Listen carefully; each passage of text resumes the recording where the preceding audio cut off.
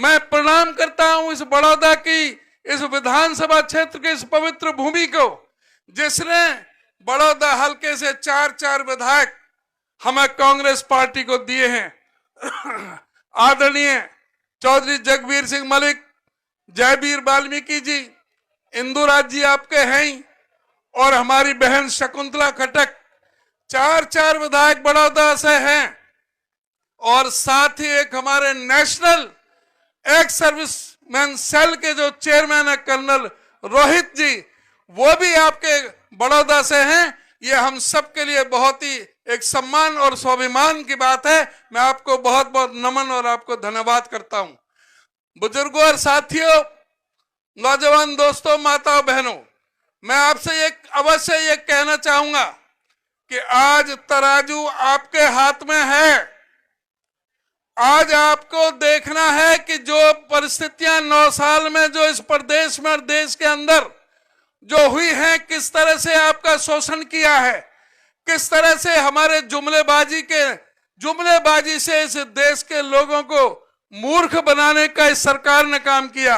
नरेंद्र मोदी जी ने कहा था, जो गारंटियां दी थी, आज उन पर विचार करने की जरूरत है। नरेंद्र मोदी ने यह कहा था कि जब मैं सत्ता में आऊंगा किसानों को एमएसपी लागू करूंगा और स्वामीनाथन रिपोर्ट को C2+50 के हिसाब से मैं लागू करने का काम करूंगा।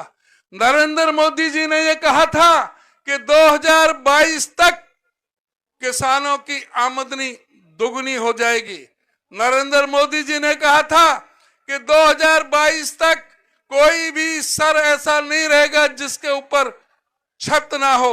नरेंद्र मोदी जी ने कहा था कि मैं गंगा जमुना को साफ कर दूंगा।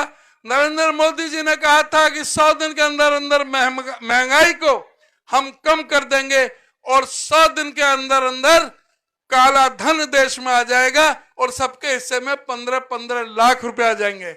मोदी जी ने यह भी कहा था कि हवाई चप्पल वाले घूमेंगे। मोदी जी ने यह भी कहा था कि मैं गंगा जमुना को साफ कर दूंगा।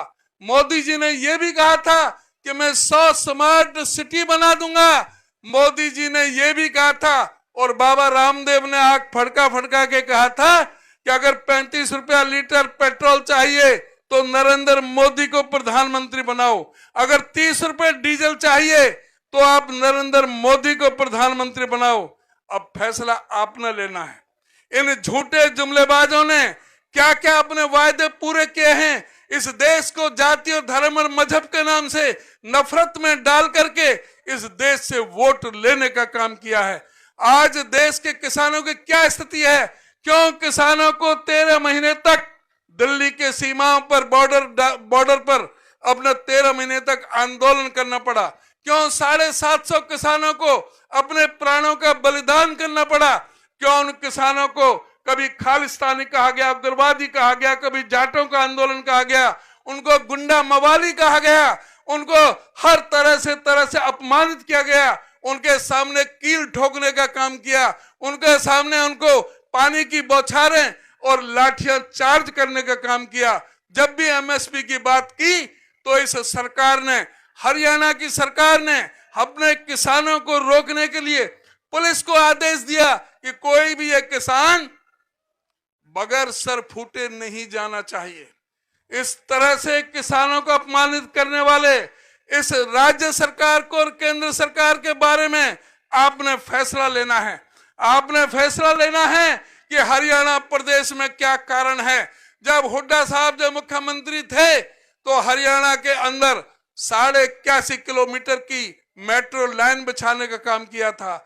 हुड्डा साहब ने 4 बड़े बिजली के कारखाने लगाने का काम किया था, जिस पर 43,000 करोड़ रुपए का खर्चा आने का काम किया था।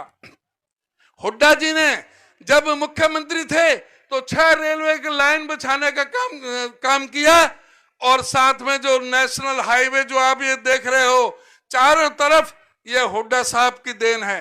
हुड्डा साहब ने जो 1600 करोड़ के बिजली के बिल माफ करने का काम किया, गरीबों के कर्जे जहां पर कोऑपरेटिव के 2200 करोड़ कर्जे का माफ किया, वही गरीबों के हरिजन कल्याण निगम और बैकवर्ड क्लास निगम के 485 करोड़ रुपए का कर्जा माफ करने का काम हुड्डा साहब ने किया था।